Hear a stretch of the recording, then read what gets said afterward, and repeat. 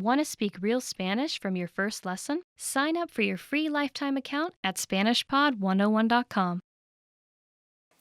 Hi everybody, I'm Rosa. Welcome to As a Teacher, where I'll answer some of your most common Spanish questions. The question for this lesson is: what are the main differences between Spanish from Spain, Latin America, and the Caribbean? Spanish is one of the world's most widely spoken languages. It's the official language in 19 countries as well as in Puerto Rico. It's so widespread because of Spanish colonial history. During the colonial period, Spanish mixed with native regional languages, and that's why Spanish is so different around the world.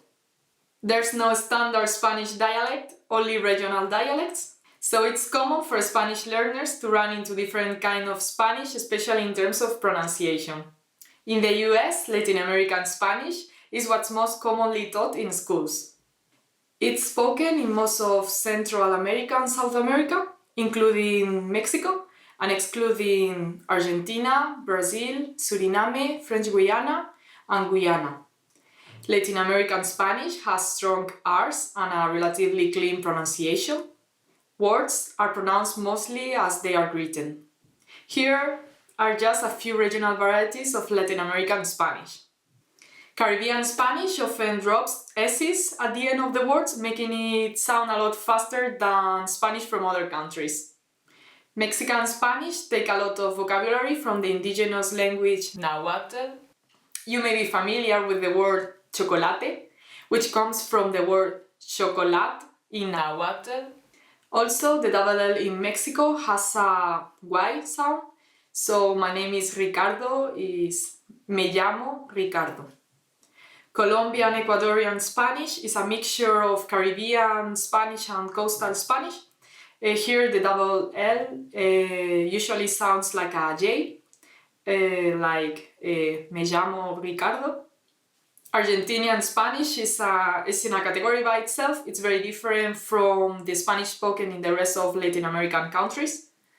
It has some indigenous Guarani vocabulary, but also French and Italian immigrants strongly influence this dialect. An interesting fact about Argentinian Spanish is that Argentinian slang, called lunfardo, was originally a made-up prison language. Prisoners, mostly Italian, used it so guards couldn't understand what they were saying.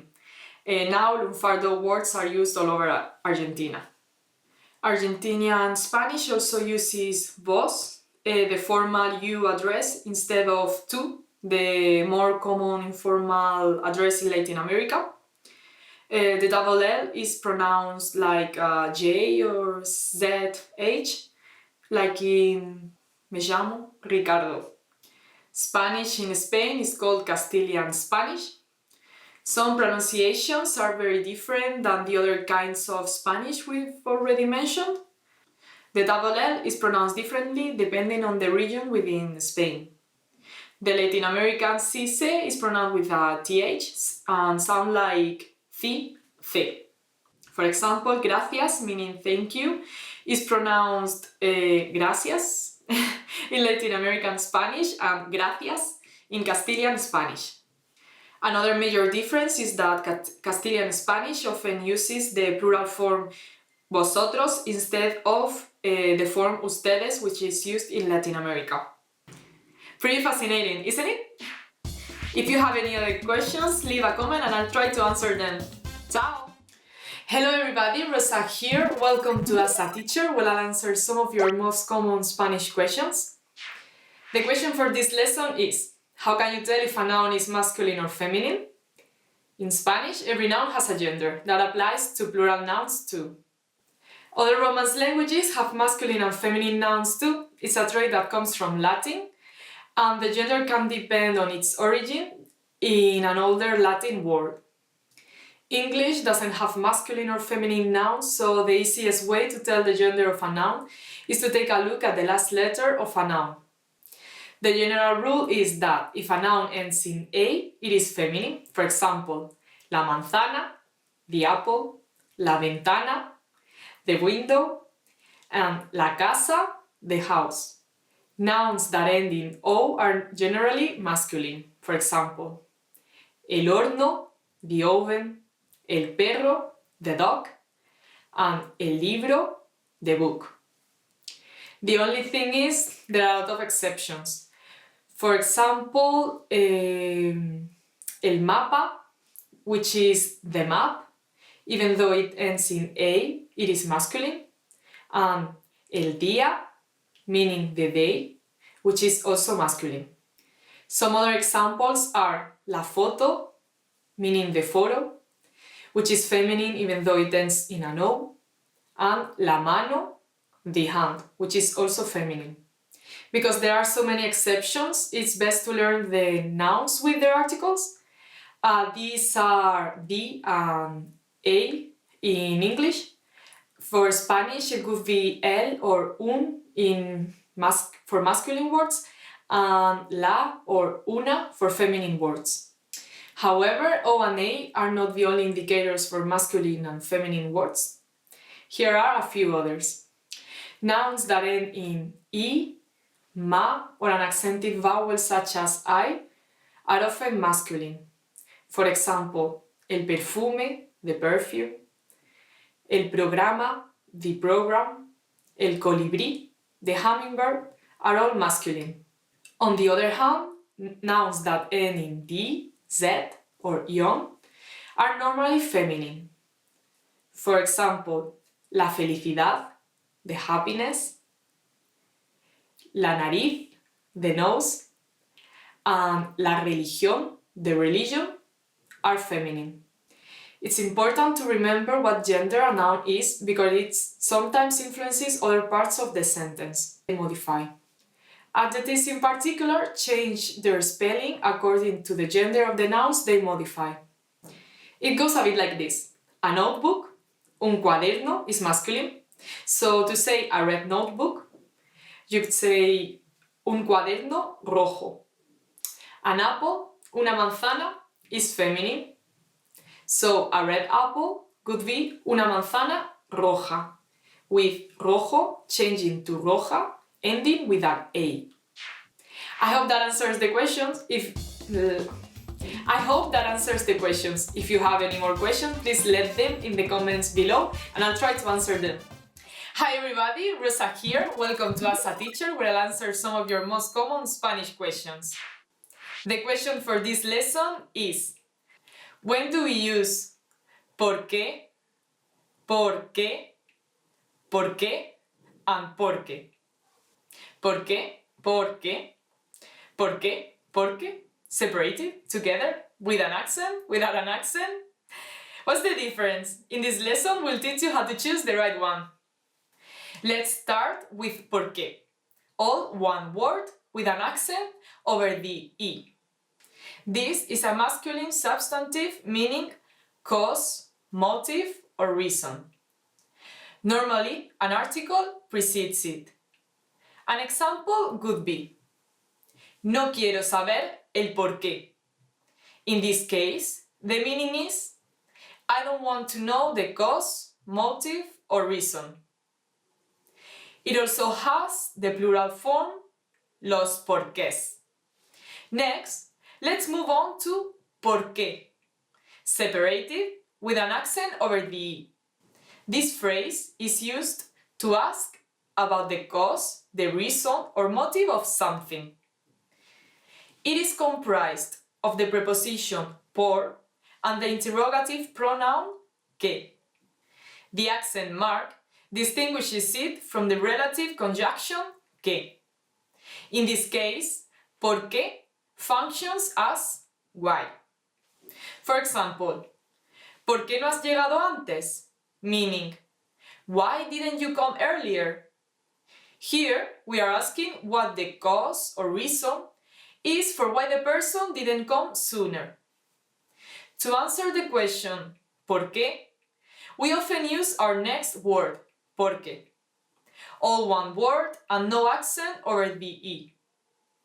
It's a conjunction used to introduce subordinate sentences that express cause. For example, no pude venir más temprano porque he perdido el tren. Meaning, I couldn't come before because I lost the train. In this case, porque functions as because. Our last one is porque, separated and no accent over the E. There are two grammatical uses for this one. The first use is the preposition por plus the relative pronoun que. For example, son varios los motivos porque te llamo. Literally, there are various reasons for which I call you. Sometimes you can find an article between por and que. Por el que, por la que, por los que, or por las que. Usually it means for which. In the second use, it's comprised of the preposition por plus the subordinating conjunction que. We find it when we have specific verbs that require the preposition por. For example, estoy contento porque vengas a visitarme. Literally translated as I'm happy for that you are going to visit me. So remember, porque, the reason, is a noun. ¿Por qué? Why makes questions. Porque, because, answers questions. And por qué, for which or verbs that require por. How was it? Pretty interesting, right? Do you have any more questions? Leave them in the comments below and I'll try to answer them. Hi everybody, Rosa here. Welcome to As a Teacher, where I'll answer some of your most common Spanish questions. The question for this lesson is: when are the prepositions por and para used? The prepositions por and para are a little difficult for Spanish learners because both are used in similar contexts and have similar meanings. In English, the prepositions por and para are frequently translated as for, by, and to.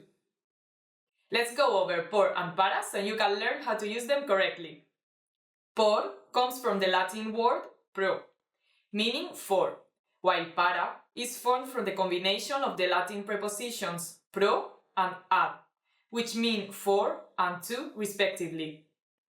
Por is frequently used to express a cause, such as viajo por placer, meaning I travel for pleasure. A place, such as camino por la calle, meaning I walk down the street. A period of time, por las mañanas voy a la universidad. In the morning, I go to college. A medium, te enviaré el paquete por mensajero. I'll send the package by courier. A substitution or equivalence, haré los deberes por ti. I will do the tasks for you. And passive voice, el almuerzo fue preparado por mi madre. Lunch was prepared by my mother. Para is used for. Utility, estas zapatillas son para correr, meaning these shoes are for running. Direction, voy para Europa en vacaciones. I'm going to Europe on vacation. Here, it can be replaced by con destino a, which means bound for. Time limitation, son 10 para las 5. It's 10 minutes to 5. Here, the difference is that we use para when time is fixed or when there's a deadline. Opinion, para mí que perderán el juego. I think that they will lose the game. Literally, for me, that they will lose the game.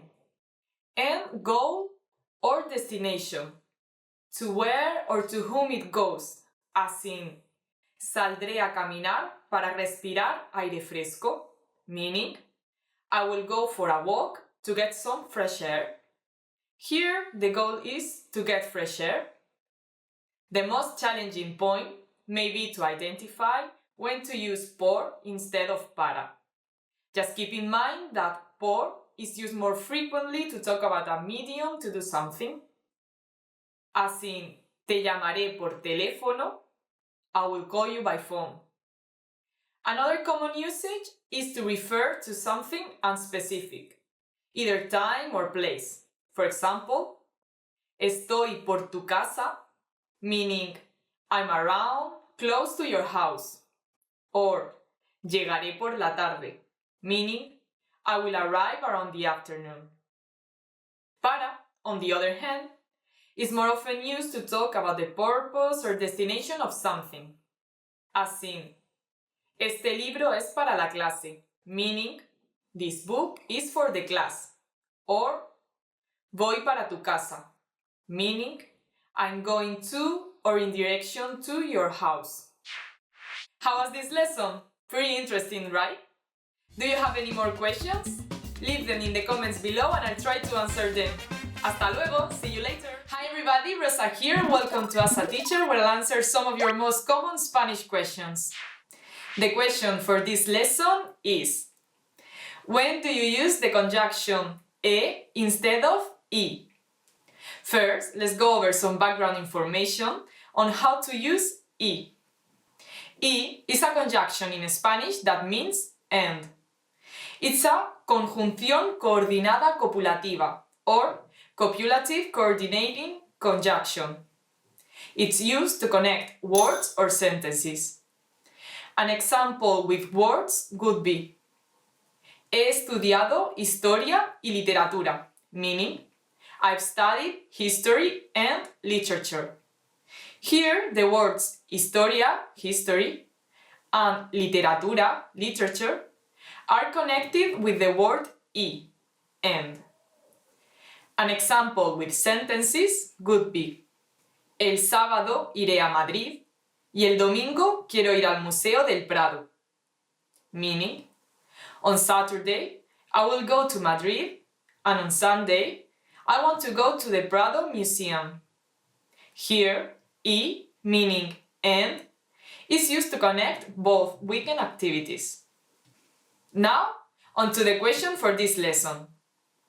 When the word I precedes a word that begins with an I sound, it changes to E. This includes H and I together because H is silent in Spanish. Let's go through some examples so you can learn when to use E instead of I. Mañana quiero levantarme temprano e ir de compras means tomorrow I want to get up early and go shopping. Here, the verb ir, meaning to go, begins with an I. Therefore, I changes to E. Let's do one more example. Son hermanos, pero parecen padre e hijo. They are brothers, but they look like father and son. Here, the word hijo, son, is spelled H-I, but has an I sound. Therefore, I changes to E.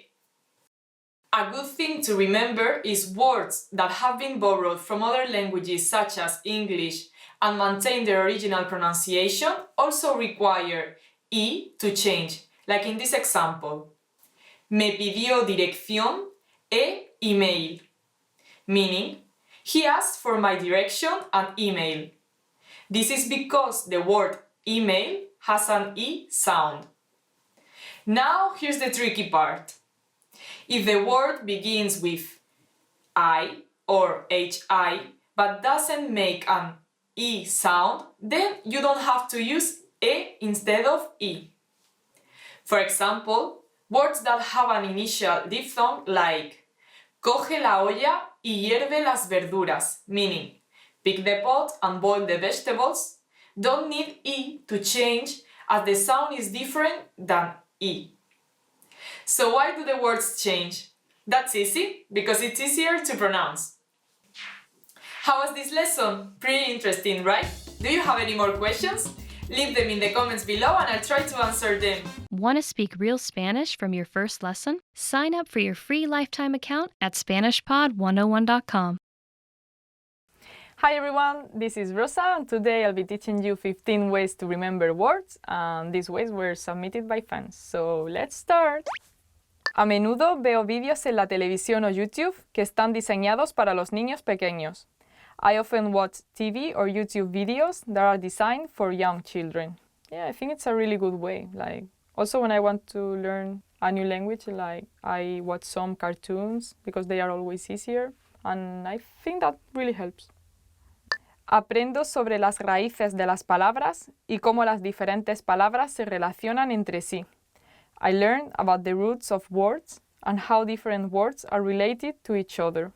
Yeah, I think it might make easier if you know why the words are formed like that. So if you know that, you can then like know how to form the words, and everything gets easier.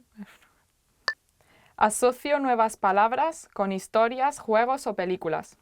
I associate new words with stories, games, or movies. It's always a good way to remember, like to associate things, like these mnemotechnical, strategies. Like, for example, to remember kanji in Japanese, there are some books that relate like each ideogram with like a kind of story, so then you remember the meaning and everything, and it's quite useful. It works. Asocio nuevas palabras con palabras que suenan similares en mi idioma natal. I associate new words with words that sound similar in my native language. Well, this might work for some languages, but I don't know if this works for all of them. For example, Spanish and English, I think that would work. Asocio palabras con dibujos, fotos y escenas divertidas. I associate words with drawings, pictures, and funny scenes. So yeah, I think this is more appropriate for what I said before, like the kanji. Some of them you can kind of infer what they are, like what they mean. Like if you have like a drawing, like they are similar to what they mean. So I guess that. Clasifico nuevas palabras con otras palabras relacionadas que ya conozco. I categorize new words with other related words that I already know. Yeah, I think it makes it easier if you can kind of classify and order things. Escucho canciones y me aprendo las letras. I listen to songs and memorize the lyrics. I think this is a really good way. Also, it's a way that you enjoy. Like you like this to listen to these songs and everything. So I think it comes to you like easier. You're not doing that much of an effort maybe, like because you're having fun. Hablo tan a menudo como sea posible con los nativos del idioma. I speak as often as possible with native speakers. Yeah, I think this is the best thing you can do. I mean, you can like read as many books as you want and listen to films or songs or everything, but to really learn a language, like you need to like speak it with native people. Leyendo lo más posible, en especial el periódico, me ayuda a recordar palabras. Reading as much as possible, especially the newspaper, helps me to remember words. Like if you see the same word like used a lot of times, like you get to remember that more easily than if you just have a list of words and try to memorize every of them. And also you are seeing these words in a context, so you know how to use them and how they are used by the people. So it's a good way. Soy persistente en la práctica diaria hablando con mi familia o con mis perros, a pesar de que no me entienden. I am persistent in practicing every day by talking to my family or my dogs, even though they don't understand me. Why not? Well, you can also talk to yourself, right? But yeah, it's very important to be constant. I think it's like the most important point. Like you have to be constant to learn a language. You just cannot study it for a week and then, okay, the next month I will study a bit more. Like you have to be constant. Trato de usar el lenguaje de forma cotidiana en el contexto de la vida cotidiana. I try to use the language routinely in the context of daily life. It's important to try to use it as much as you can, I guess. Because sometimes you have to adapt the language depending on their situation, depending on who you are talking to. So it's important to know how you really use the language in your daily life, like how it changes. Like not learning just from some book, but learning it in like practicing in your day-to-day life. Yo uso la repetición, leyendo, escribiendo y hablando las palabras una y otra vez. I use repetition, reading, writing, and speaking words over and over again. I used to do that. The only problem is that I normally forget like pretty quickly after that, but well, maybe there are some people that, well, I guess if you do that in a constant way, like it's not like you repeat these words one day and then don't do that after that. Maybe if you go back to these words, like it can help you. I think it can be a good way then.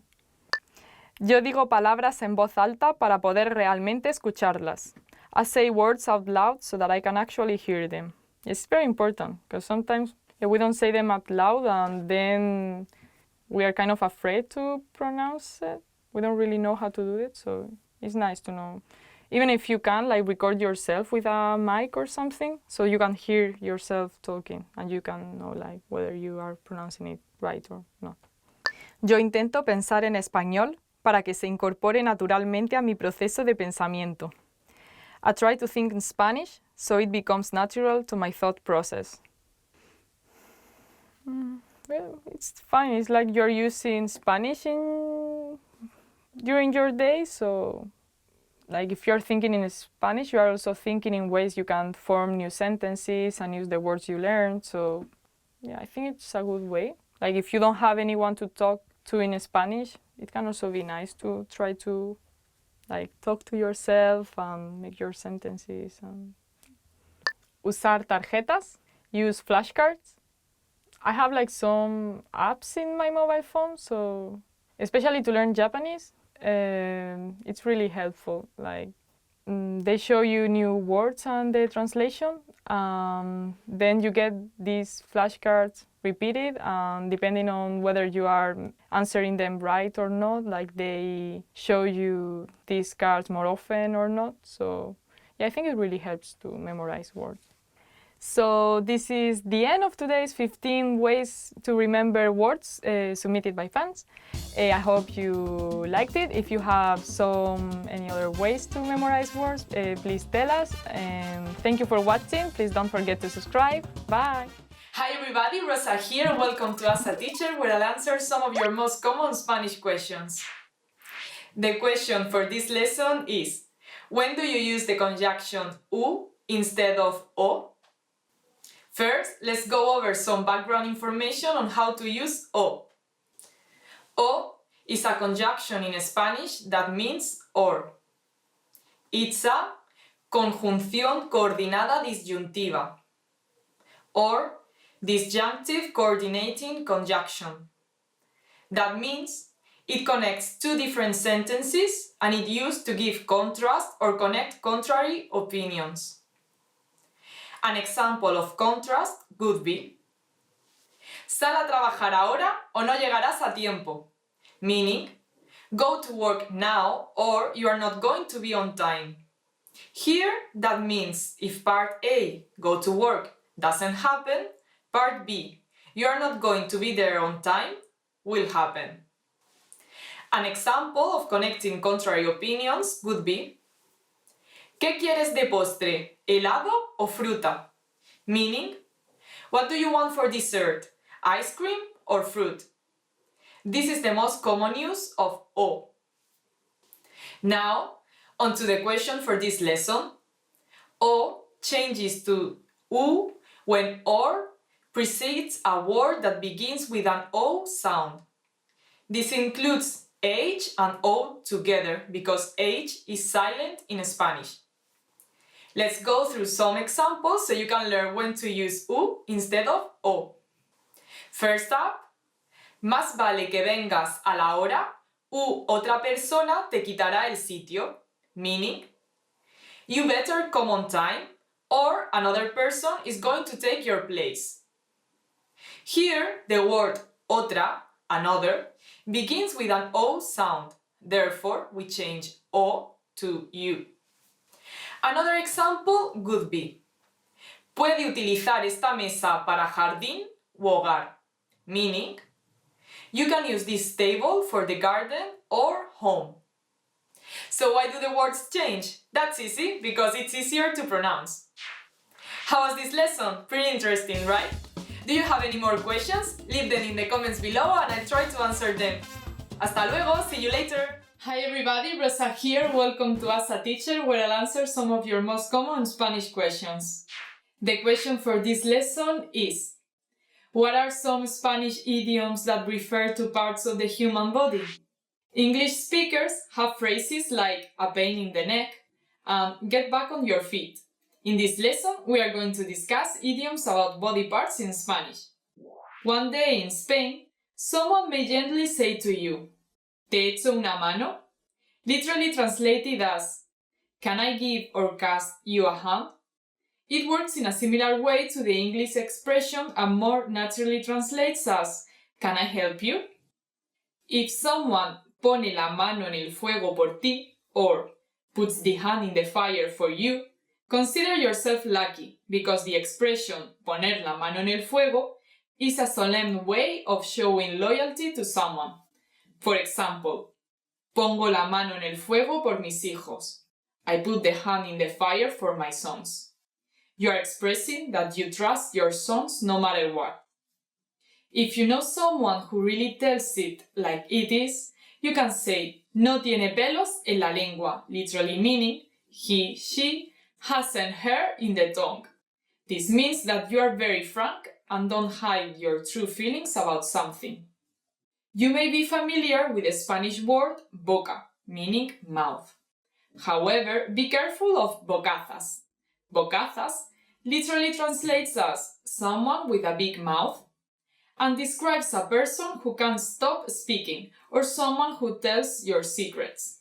It can be used affectionately with friends, but strangers would take offense to this, so be careful. Another idiom involving the mouth is lo tengo en la punta de la lengua, or literally, I have it on the tip of the tongue. You can use it when you are very close to remembering a word or phrase you've forgotten.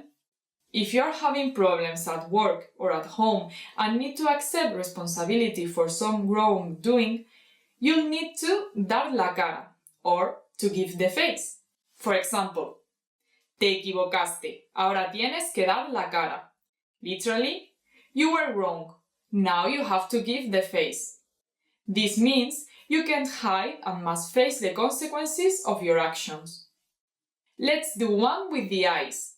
For example, andar con ojo, to walk with eye. This is used when you have to take care or be cautious about something. It's like the English to sleep with one eye open. Tener buen ojo means to have a good eye. Like to the English meaning, it expresses that you have a good sense when you choose or decide something. Another one would be costar un ojo de la cara, meaning to cost an eye of the face. This means to pay a lot of money for something or that something is very expensive. Please note that these expressions often use the singular ojo, eye, instead of ojos, eyes. If we go back down the body, we arrive at the feet. Entrar con buen pie or entrar con mal pie. Literally, to enter somewhere with good foot or to enter somewhere with bad foot. This means that you're starting something with good or bad luck.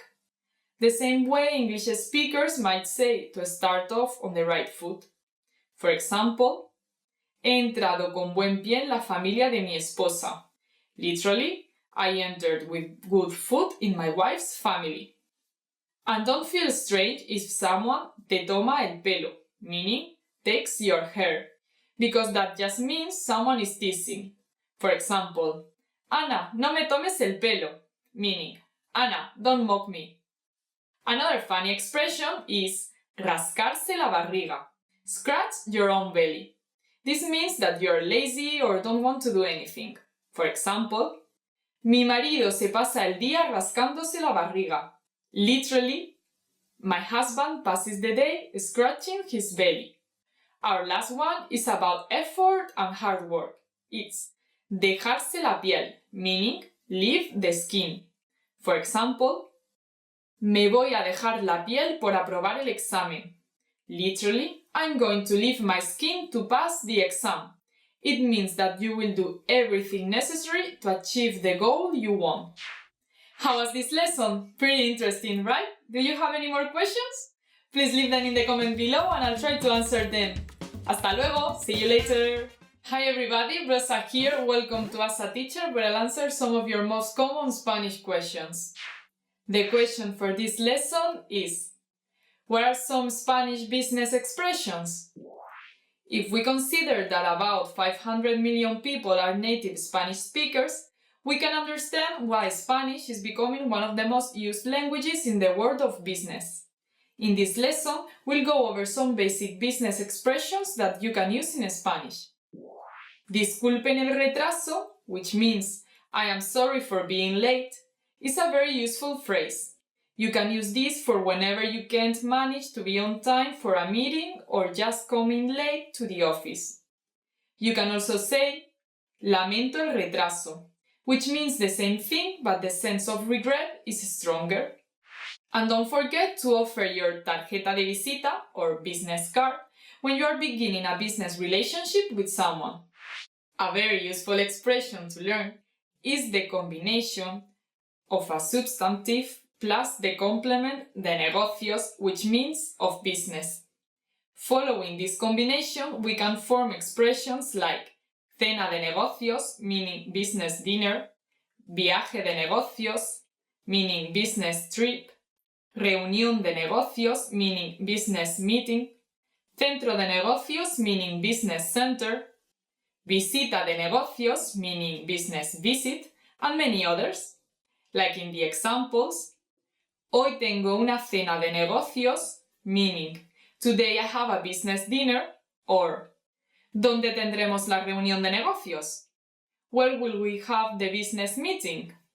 If you're asked to write a report and want to know when it's due, you can ask, ¿Cuándo debo entregar el informe? Which literally means, when should I give the report? If you're a little busy at work and want to let your coworkers know, you can use this phrase, Estoy a tope de trabajo. An example could be, Estoy a tope de trabajo, no puedo hacer nada más, which means, I'm overwhelmed by work, I can't do anything more. Tener en cuenta is another great idiom to use in business. It literally means to realize or to be aware. Let's go over how to use it. For example, if your team has a lot of work to do, but you'll be out of town the following week, you can say, Tened en cuenta que estaré de vacaciones la próxima semana, which means, take into consideration that I'm on vacation next week. When work is finished, you can use the phrase, Ha sido un placer colaborar con ustedes, o vosotros, which means, it's a pleasure doing business with you. You could use ustedes, which is you in the plural form in a formal context, or vosotros, which is you in the plural form in an informal context. You can also use trabajar, which means work, instead of colaborar. With trabajar, the phrase would be, Ha sido un placer trabajar con ustedes o vosotros, which means, it has been a pleasure working with you. How was this lesson? Pretty interesting, right? Do you have any more questions? Please leave them in the comments below and I'll try to answer them. See you later. Hasta luego. Hi everybody, Rosa here. Welcome to Ask a Teacher, where I'll answer some of your most common Spanish questions. The question for this lesson is, what are reflexive verbs and how do you use them? Before we get into pronouns, let's cover the basics. Every sentence has a subject and an object. For example, in the sentence, yo compré un paraguas, which means I bought an umbrella, yo, which is I, is the subject and un paraguas, which is an umbrella, is the object. With some sentences, the subject and the object are the same. This is when you use reflexive verbs, which are verbs used with reflexive pronouns. Some common examples are lavarse, literally meaning to wash oneself, dirigirse a, meaning to address oneself to, acostarse, meaning to put oneself to bed, and vestirse, meaning to dress oneself. These are all reflexive verbs. They all have the pronoun se attached to the verb, and they generally mean that the action described by the verb is working on the subject itself. The reflexive pronouns are me, with yo for myself, te with tú for yourself informal, se with él, ella, usted for himself, herself, and yourself formal respectively, nos with nosotros for ourselves, and os with vosotros for yourselves informal. Se with ellos, ellas for themselves, and with ustedes for yourselves formal. Let's go through some examples so you can learn how to use Spanish reflexive verbs correctly. First up, yo voy a acostarme. Literally, I'm going to put myself to bed. If you and your family get up early in the morning, you could say, nosotros nos levantamos temprano en la mañana. Literally, we wake up ourselves early in the morning. Using me, you can say, yo me compro un libro, which literally means, I buy a book for to myself. Using te, tú te compras un libro, meaning you buy a book for to yourself. Using se, él se compra un libro, meaning he buys a book for to himself, and so on. Notice that since these verbs use reflexive pronouns, their objects usually lack the possessive adjectives that appear in English. For example, él se lava las manos means he washes his hands. However, if you translated it word for word, it could sound like he washes the hands to himself. This also goes for other phrases like él se lava el pelo, he washes his hair, and él se cepilla los dientes for he brushes his teeth. You can also use reflexive pronouns with emotions to make them stronger. For example, if you made your mother angry, you could say ella se enfadó, as in she became angry. Note that with reflexive pronouns, you conjugate the verb according to the subject. If it were your father or your uncle who were angry, you would write ellos se enfadaron, they became angry. How was this lesson? Pretty interesting, right? Do you have any more questions? Please leave them in the comments below and I'll try to answer them. See you later, hasta luego! Hi everybody, Rosa here. Welcome to Asa Teacher, where I'll answer some of your most common Spanish questions. The question for this lesson is, why do you say el agua if agua ends with an A? Shouldn't it be feminine? You may have already learned that with most Spanish nouns, words that end in A are usually feminine and words that end in N or O are usually masculine. However, the word agua, water, ends in A, but we use the article el to make el agua, the water. So why do we do this? The reason is simpler than you think. Every time a feminine word starts with the letter A with a strong accent, the preceding article is masculine. So feminine words beginning with a strong A like agua, águila, área, hacha, and alma will use the article el. Let's do some examples so you can learn how to use these nouns and their articles correctly. First up, el águila vigila el agua, meaning the eagle guards the water. We change the definite article the same way we change the indefinite article una to un. Like in tengo un hacha, tengo una hacha, meaning I have an axe. Both are correct, but un is preferred as the word hacha has a strong a sound. However, when we use demonstratives such as este, ese, and aquel, meaning this, that, and that, or determiner adjectives such as todo, mucho, poco, and otro, meaning everything, a lot of, a bit of, and other, respectively, the rule is no longer used, and these words use their feminine forms. Take the example, de esta agua no beberé, meaning I won't drink this water. We use the word este, this, which is changed to esta to match the real gender of the noun. And remember that because these words are truly feminine, everything else that complements the word uses the feminine form. For example, el agua fría me encanta. I love cold water. So, even though we change the article, we keep the adjective fría, meaning cold feminine, to match the true gender of the noun. How was this lesson? Pretty interesting, right? Do you have any more questions? Please leave them in the comments below and I'll try to answer them. Hasta luego, see you soon! Hi everybody, Rosa here, welcome to As a Teacher, where I'll answer some of your most common Spanish questions. The question for this lesson is: why is the adjective sometimes written before the noun in Spanish? In Spanish, adjectives are usually placed after the noun, but sometimes adjectives precede the noun. When that happens, some adjectives change their meaning.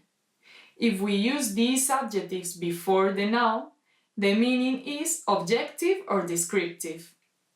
When it's placed after the noun, as usual, the meaning is subjective or connotative. Let's go through some examples so you can learn how to use adjectives before nouns correctly in Spanish. Let's take the adjective pobre, meaning poor.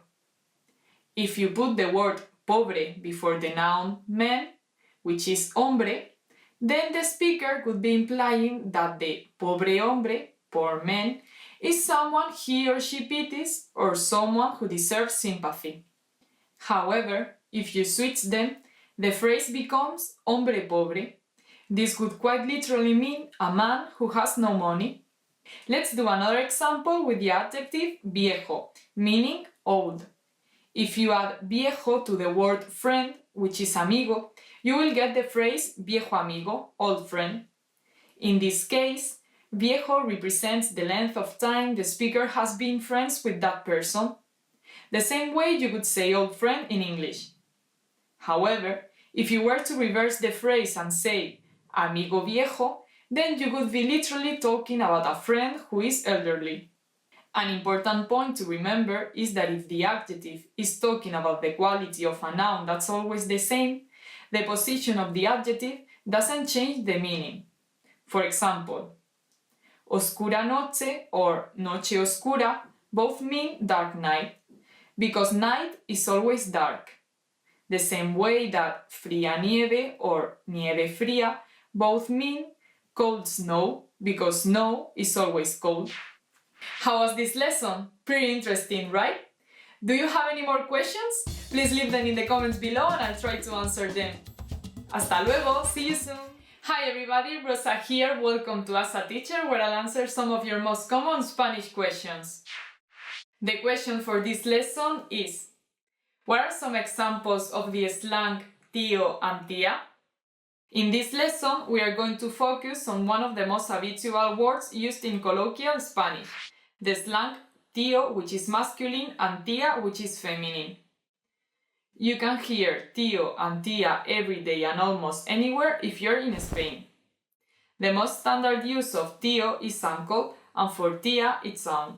For example, mi tío es de Barcelona, meaning my uncle is from Barcelona. However, this lesson is going to talk about how tío and tía are used in slang. Let's look some examples. If you greet someone, you can say hola tío, meaning hey dude, or ¿cómo estás tío? Literally, how are you dude? These words also can be used when you talk about an unknown person. For example, ayer vino un tío simpático a verte, meaning yesterday a nice guy came to meet you. It's also common to address your friends using the word tíos. For example, ¿qué pasa tíos? Meaning, what's up guys? There are also some other words in Spanish that can be used like tío and tía. For example, pavo and pava. These words literally mean turkey, but you can replace tío with pavo in a sentence like this. ¿Qué quiere ese pavo? What's up with that man? Two other words would be chaval and chavala. These words usually mean kid, but many times they can be used as tío and tía. For example, ¿todo bien chaval? Is it all okay, dude? Please note that the slang use of tío and tía is limited to Spain. The rest of the Spanish-speaking countries only use tío and tía to mean uncle and aunt. How was this lesson? Pretty interesting, right? Do you have any more questions? Please leave them in the comments below and I'll try to answer them. See you later. Hasta luego.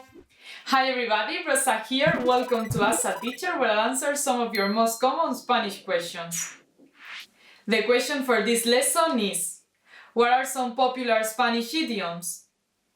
In English, we have our fair share of idioms like "It's raining cats and dogs" or even "What's up?" Here are some Spanish idioms you should know. Number 10 is estar empanado, meaning to be spaced out. Literally, it means to be breaded. In Spain, we have a lot of breaded foods like la empanada gallega. So every time your mind freezes and you can think, you're getting empanado or empanada. Number 9 is dormir como un tronco, meaning to sleep like a trunk. This means that you slept very well.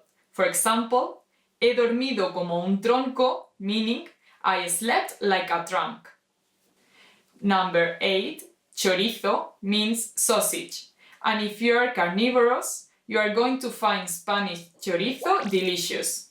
But don't be surprised if you hear this word in reference to a person. That means they are a thief, burglar, or swindler. Number 7 is one that doesn't make much sense, but you'll often hear. It is hace un tiempo de perros.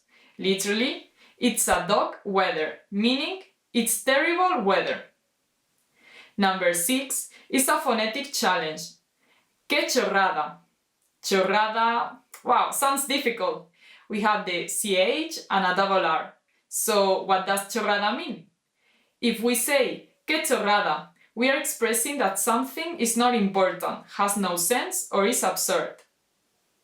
Number 5 is costar un ojo de la cara, which means it's ridiculously expensive, but it literally means it costs an eye out of the head. Number 4, aprobar por los pelos, literally means to pass by the hair, referring to an exam. If you say aprobé por los pelos, you're saying that you got the lowest score or close to it, but passed the exam. Hopefully, you don't use this expression too much. Number 3 is que guay, meaning cool. Here we have a very useful multipurpose word. Do you want to go to the beach? Why? Do you like my trousers? Que guays. How was the party last night? Muy guay. It's similar to good, okay, perfect, or beautiful. However, be careful. It should only be used in casual or colloquial situations. Number 2 is tener un cacao. Literally translated, it means to have a cacao. However, the real meaning is to have a lot of trouble or to be in a mess. Lastly, number 1 is tener el guapo subido, which literally means to have the good looking up. The meaning of this may be easy for you to guess. You can use this phrase when suddenly one of your friends looks stunning. ¿Te ha pasado algo bueno? Hoy tienes el guapo subido. Did anything good happen to you? Today you're looking handsome. How was this lesson? Pretty interesting, right? Do you have any more questions? Please leave them in the comments below and I'll try to answer them. Hasta luego, see you later! Hi everybody, Rosa here. Welcome to As a Teacher, where I'll answer some of your most common Spanish questions. The question for this lesson is: how do you use adjectives as nouns in Spanish? In Spanish, we can omit the noun and use the adjective as the noun. When an adjective is used as a noun, we call it adjetivo sustantivado, which means adjective used as a noun. Does that sound confusing? Let's go through some examples. Let's say you are at a furniture store and you want to buy a chair. If we are looking at a bunch of different colored chairs, you can use la silla roja to refer to the red chair. However, in this case, you've already mentioned the chairs and their colors, so you can just say la roja, which means the red one. By using an article with an adjective, you can make it a noun. In this case, we use la because la silla, the chair, is feminine. Then we added the adjective roja to make la roja to mean the red chair. Likewise, if you are discussing different colored hats, you'd use the masculine noun sombrero. That means we have to change la to the masculine article el. Then, if you would like to buy the red hat, you would say el rojo, por favor, meaning the red one, please. Take into consideration that the adjective has to match the noun in gender and number. Silla is a feminine noun, so we use roja, which is also feminine. Sombrero is a masculine noun, so we use rojo, which is also masculine. Superlatives can also become nouns in Spanish.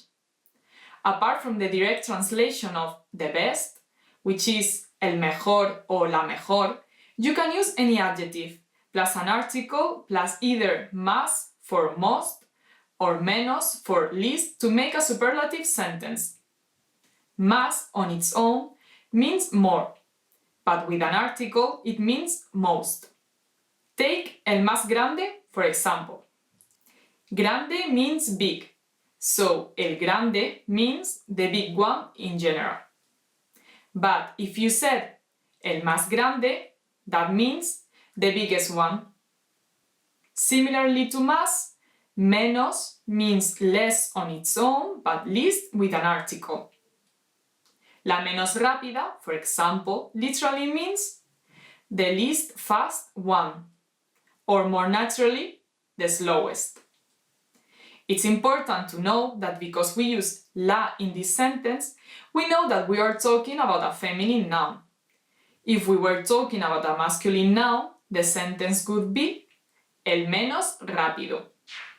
How was this lesson? Pretty interesting, right?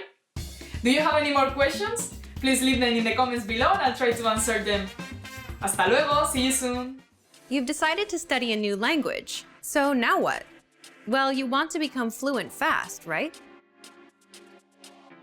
Here are the top 5 shortcuts to learning a language. Number 1, create a study schedule and set some goals. Many language learners are unorganized.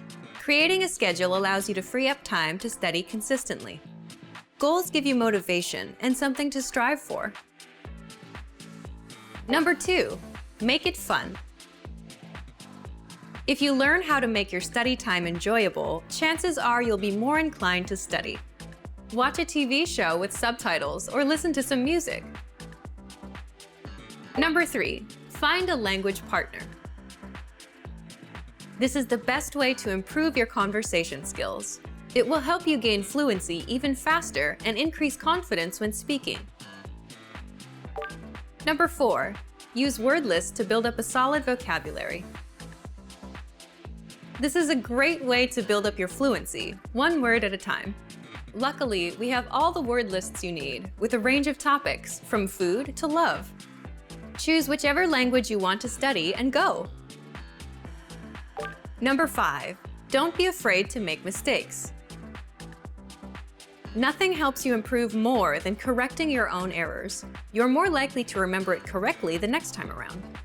Everyone makes mistakes. Don't be afraid to learn from them. There's no magical way to learn a new language overnight, but doing all of these can really help your learning process. And remember, if you're interested in getting on the fast track to fluency, sign up for your free lifetime account. No credit card required, and you'll get the best free online resources. Start learning now. Hi everybody, Rosa here. Welcome to As a Teacher, where I'll answer some of your most common Spanish questions. The question for this lesson is: how do I use the pronoun se as an indirect object? Se creates a lot of confusion for students because there are several uses and functions for se in Spanish. In this lesson, we'll see se used as a third-person pronoun functioning as an indirect object. This means that we'll use se when it means a él or a ella, for him or for her, and a ellos or a ellas, both meaning for them. First, let's remember that in Spanish, you can say a él or a ella using the particle le, and a ellos or a ellas using the particle les. Instead of a, you can also use para. Le and les are indirect objects, and to recognize them, we have to see to whom the action of the verb goes. Like, for example, in this sentence, Marta compró un regalo para su novio, meaning Marta bought a present for her boyfriend. We can also say Marta le compró un regalo, meaning Marta bought him a present. The personal pronoun se as an indirect object is used instead of le or les when se comes before one of the pronouns lo, la, los, or las when they are acting as direct objects. Let's do some examples so you can learn how to use se as an indirect object correctly.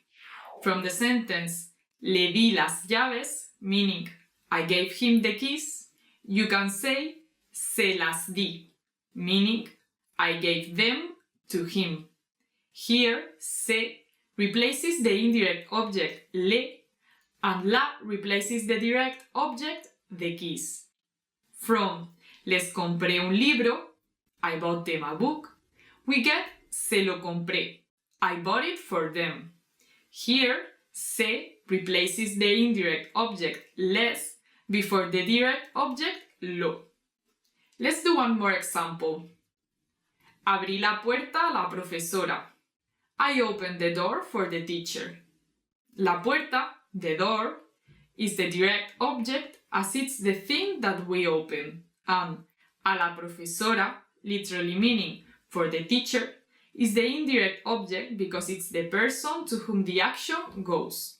So using the pronouns, it would become se la abrí, meaning I opened it for her. Se is for her and la is the door. This way we can refer to the things or people we've already talked about without having to repeat them. How was this lesson? Pretty interesting, right? Do you have any more questions? Please leave them in the comments below and I'll try to answer them. See you later. Hasta luego. Hi everybody, Rosa here. Welcome to As a Teacher, where I'll answer some of your most common Spanish questions. The question for this lesson is: how can I use the pronoun se reciprocally? In this lesson, we are going to focus on another common and important usage of the pronoun se. Okay, let's go! We can see the reciprocal pronoun se when we have two or more subjects who are doing the same action to each other. Here, se would function as the direct object, but will be the indirect object if there's another direct object that is formally expressed. Let's take, for example, Carlos y Juan se pelean, meaning Carlos and Juan fight with each other. Here, se acts as the direct object because the thing that they are fighting is themselves. Another example would be los amigos se escriben cartas, literally meaning the friends write letters among them. Here, the direct object is cartas, letters, which is the thing that they are writing, and se acts as the indirect object as it's to whom the action goes. A helpful tip to identify this kind of se is to add el uno al otro, meaning to each other, el uno con el otro, literally meaning one with the other, mutuamente, meaning mutually, or recíprocamente, meaning reciprocally, to the end of the sentence. If the sentence's meaning doesn't change, we need to use reciprocal se. How was this lesson? Pretty interesting, right? Do you have any more questions? Please leave them in the comments below and I'll try to answer them. See you later! Hi everybody, Rosa here. Welcome to As a Teacher, where I'll answer some of your most common Spanish questions. The question for this lesson is: why do some Spanish adjectives and words have a shortened form? Some Spanish adjectives have a shortened form. We call this form apócope, or in English, apocope. This means the suppression of some sounds in the final part of a word. Most adjectives lose their last vowel, for example, o, when they are placed before a singular masculine noun. Sound confusing? Don't worry, there are only a few types of these adjectives in Spanish. Most of them are commonly used and will be easy for you to remember. Here they are. Bueno, meaning good, becomes buen. Malo, meaning bad, becomes mal. Alguno, meaning some, becomes algún. Ninguno, meaning none, becomes ningún.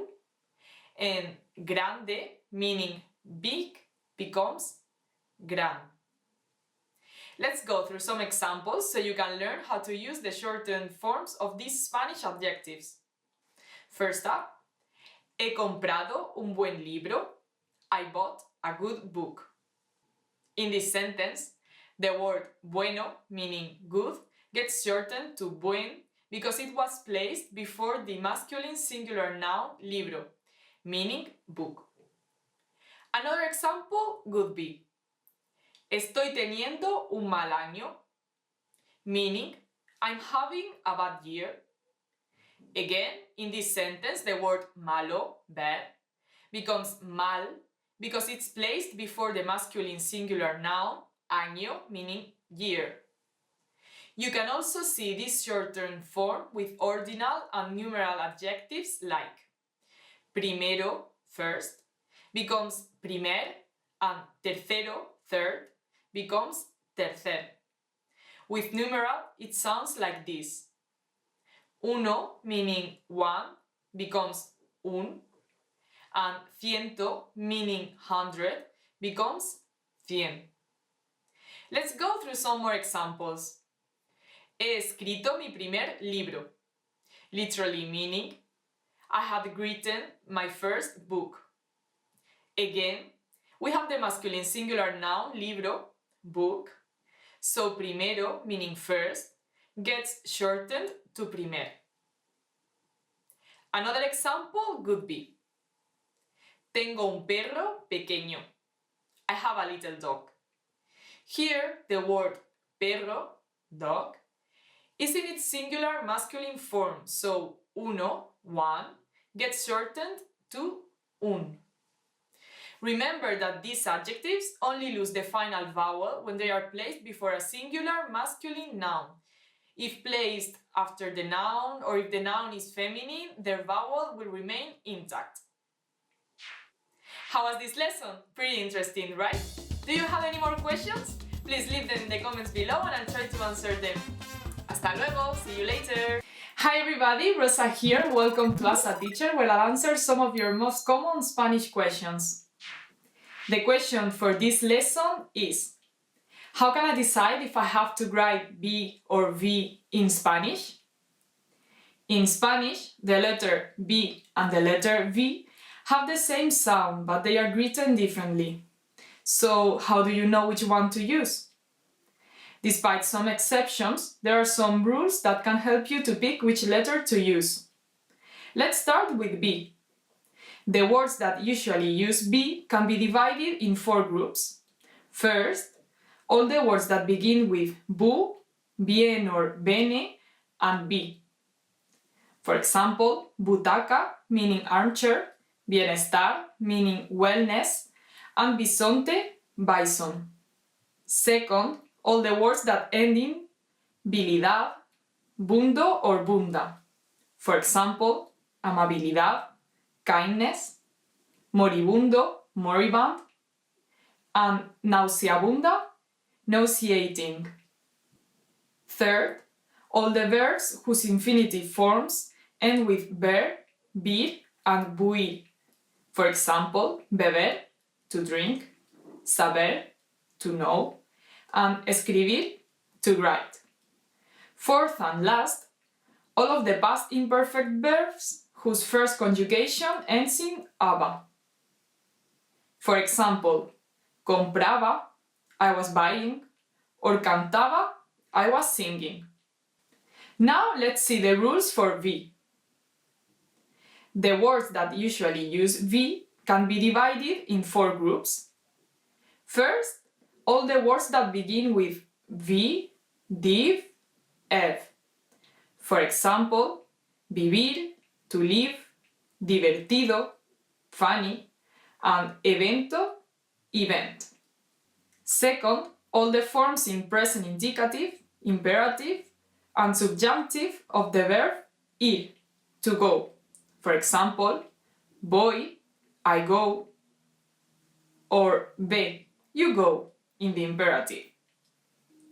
Third, all the adjectives that end in ave, avo, evo, and ivo. For example, suave, soft, and decisivo, decisive. Fourth and last, after be, di, en, or all. For example, obviar, to obviate, advertir, to warn, enviar, to send, olvidar, to forget. And that's it. But as you might already know, Spanish always has tricky exceptions, but don't worry, you'll get used to them in no time. How was this lesson? Pretty interesting, right? Do you have any more questions? Leave them in the comments below and I'll try to answer them. Hasta pronto, see you soon!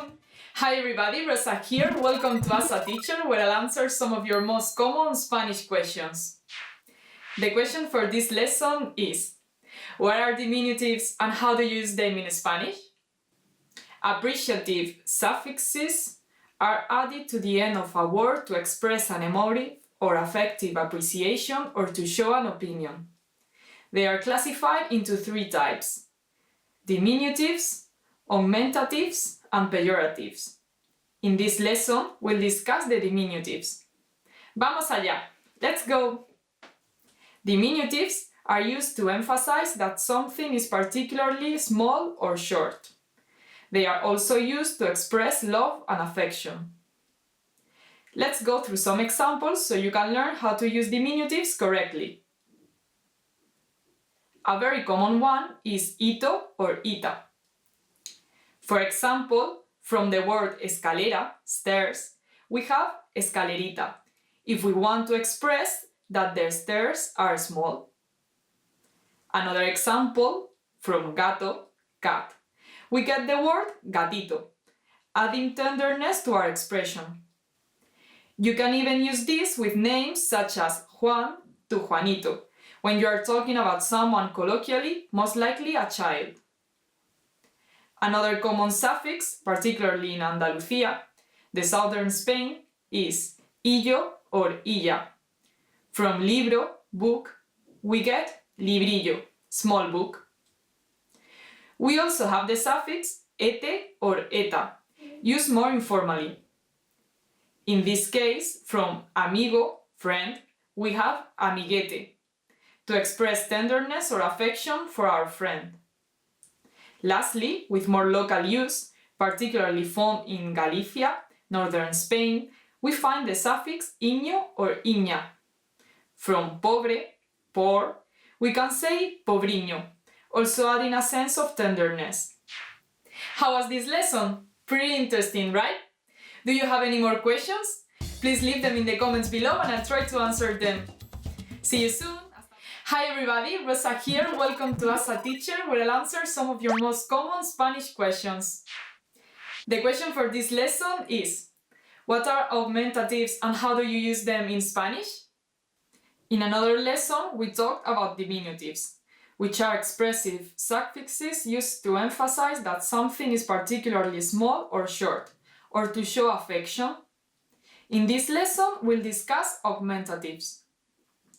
Augmentatives are expressive suffixes that emphasize that something is big or has great importance. We'll talk about the most common ones in this lesson. Let's do some examples so you can learn how to use augmentatives correctly. On or ona are common augmentative suffixes, and they are used with words like cabeza, meaning head, to make cabezón, a big head. Note that sometimes this is used in a bad or mocking sense. For example, from barriga, belly, we get barrigón, a big belly. Another commonly used suffix is azo or aza. From éxito, success, we get exitazo, to express that something was a great success or a big success. Sometimes, when the word is combined with a tool or utensil, it explains an action that was performed with that tool. For example, bastón, stick, becomes bastonazo and means to hit with a stick. The same happens with pelota, ball, becoming pelotazo, to hit with a ball. Lastly, the suffix ote or ota is commonly used with names and adjectives that apply to people. It's also used for making things seem bigger. However, this one can have a more affectionate sense or can be a soft way of making fun of someone. However, it always depends on the intention of the speaker.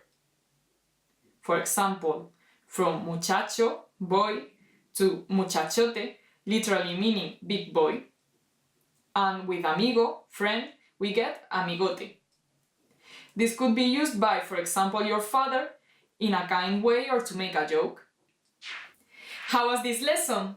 Pretty interesting, right? Do you have any more questions? Please leave them in the comments below and I'll try to answer them. Hasta luego, see you soon! Want to get cheat sheets, audiobooks, lessons, apps, and much more every month for free? Just click the link in the description to get your free language gifts of the month. Hi everybody, Rosa here. Welcome to As a Teacher, where I'll answer some of your most common Spanish questions. The question for this lesson is: what are pejoratives and how do you use them in Spanish?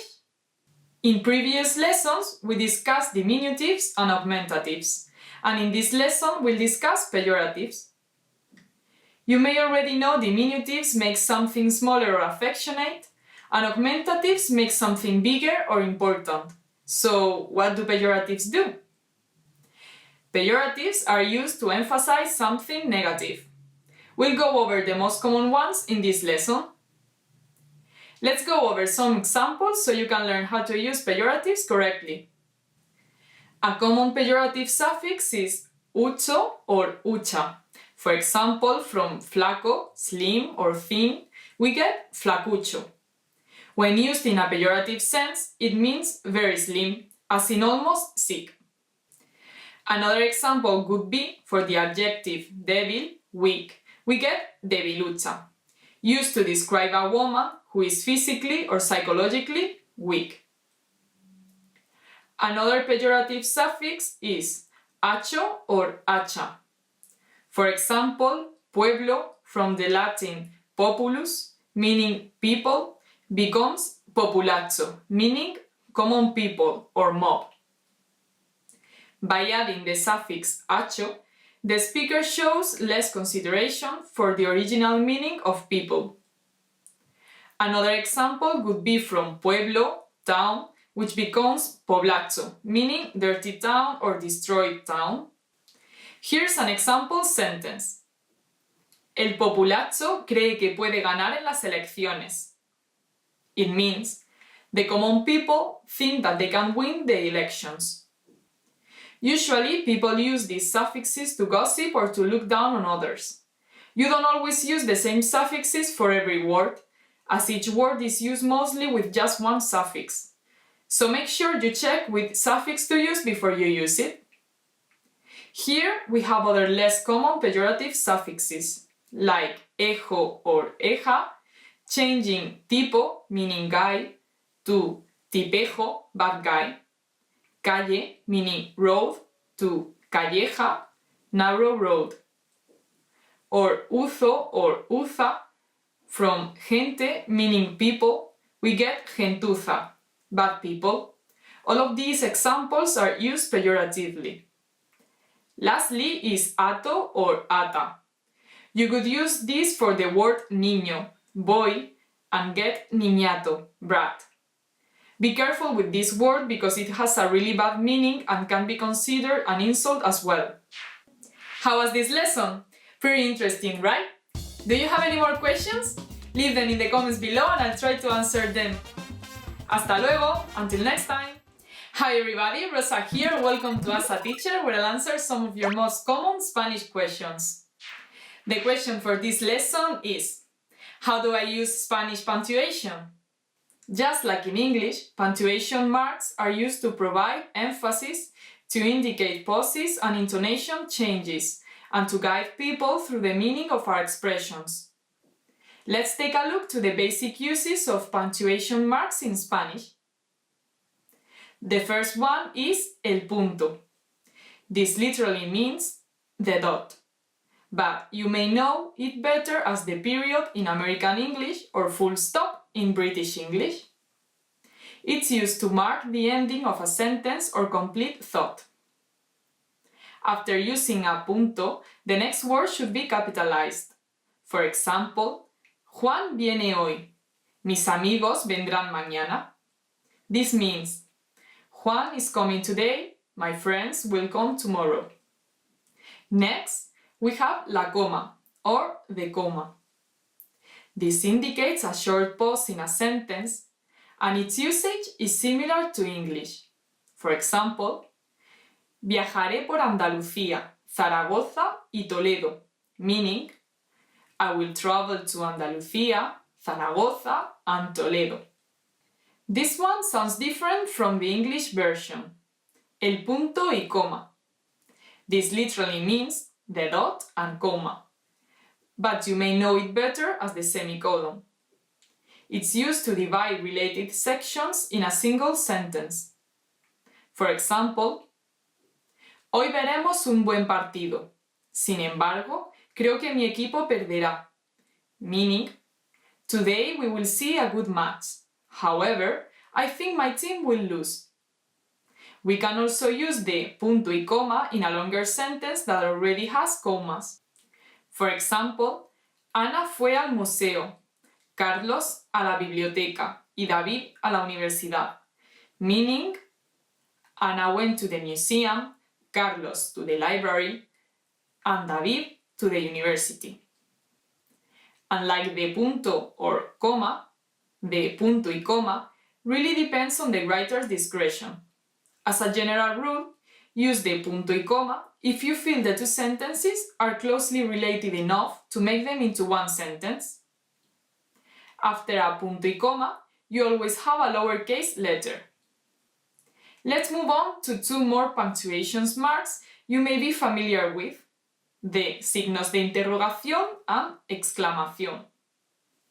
The signos de interrogación is better known in English as the question mark and is used in interrogative sentences.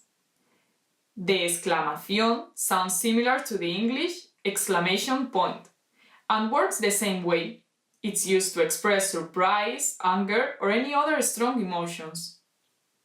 Remember that in Spanish, you could write an inverted question mark or exclamation mark at the beginning of the sentence in addition to the mark at the end. Some examples are: ¿Qué hora es? What time is it? ¿Cómo te llamas? What's your name? ¡Socorro! Help! And vamos, let's go! Finally, the colon, which is dos puntos, ellipsis, which is puntos suspensivos, parenthesis, which is paréntesis, and comillas, which is quotation marks, are used the same way in English as in Spanish. How was this lesson? Pretty interesting, right? Do you have any more questions? Please leave them in the comments below and I'll try to answer them. Hasta la próxima! Until next time! Hi everybody, Rosa here. Welcome to As a Teacher, where I'll answer some of your most common Spanish questions. The question for this lesson is: how do you know when to use ser o estar? This can be confusing for Spanish learners, especially for native English speakers, because both ser and estar mean to be. First, let's go over the forms of ser. I am, yo soy, you are singular, tú eres. He, she is, you are, polite. Él, ella, usted es. We are, nosotros somos, you are, plural. Vosotros sois. They are, you are, polite and plural. Ellos, ellas, ustedes son. The different forms of estar are: yo estoy for I am, tú estás for you are, singular. Él, ella, usted está for he, she is, you are, polite. Nosotros estamos for we are. Vosotros estáis for you are in polite form. And ellos, ellas, ustedes están for they are. You are, polite and plural. There is a subtle but simple difference between the two words for to be. Estar is for temporary conditions such as feelings and emotions, and that's why how are you is ¿cómo estás?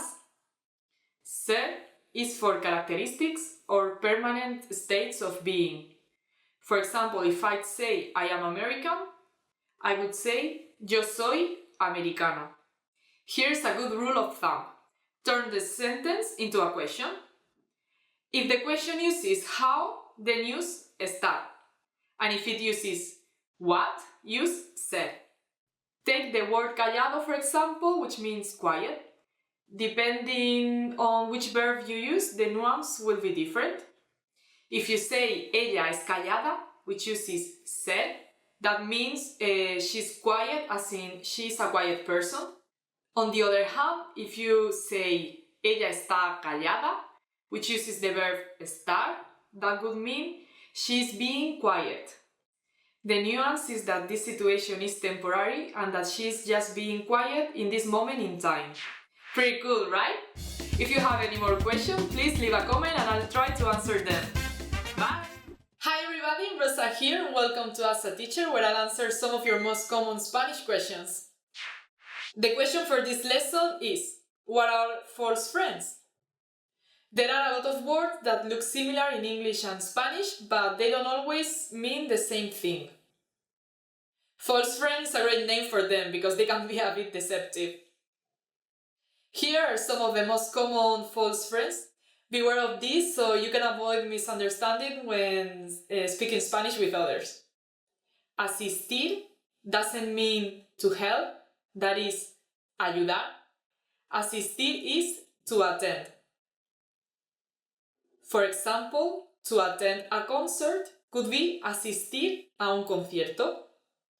Likewise, un asistente is an attendee, and asistencia is attendance. In a more shocking example, molestar isn't as bad as it sounds, it just means to bother. And you won't find un éxito in a building, éxito means success. For your studies, lectura is another one that is easy to misinterpret. Lectura means reading. And a lecture could be una conferencia or una clase. Another example is una carpeta, which isn't a carpet, but a folder. And una librería is actually a bookstore, so don't expect to borrow anything for free. The word for library is biblioteca. And what's how you use actual? Because actual means current. Actualmente means currently. Be careful with embarazada too. Embarrassed is avergonzado for men and avergonzada for women. Don't use embarazado with a man because it means pregnant. If you see sopa on a restaurant menu, don't be alarmed, it's just soup. If you hear someone say delito though, which may be mistaken for delight, you should be concerned because it's actually crime. Last but not least, constipado can be a bit confusing. As an adjective, it means constipated, but used as a noun, it refers to the common cold. Pretty interesting, right? I hope that answers the questions. If you have any other questions, please leave a comment below and I'll try to answer them. Hasta la próxima! Hi everybody, Rosa here. Welcome to As a Teacher, where I'll answer some of your most common Spanish questions. The question for this lesson is, how do you make sentences negative in Spanish? You can make the most basic negative sentence just by adding no before the verb. For example, hoy es lunes is today is Monday. Hoy no es lunes is today is not Monday. Here are some other common negative words.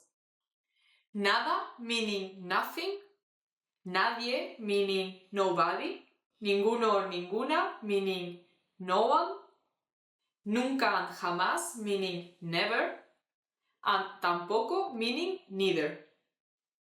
You can also use these words on their own or with no. So you can say nadie habla, which means no one speaks, but you could also say no habla nadie, which means the same thing. No hay nada en el refrigerador means I have nothing in the refrigerator. Unlike in English, double negatives are standard and acceptable, so you can use more than one negative word in a sentence. Actually, in Spanish, you never mix positive and negative words, so it's common to have 2, 3, or even 4 negative words in the same sentence. For example, in English we say María doesn't want anything.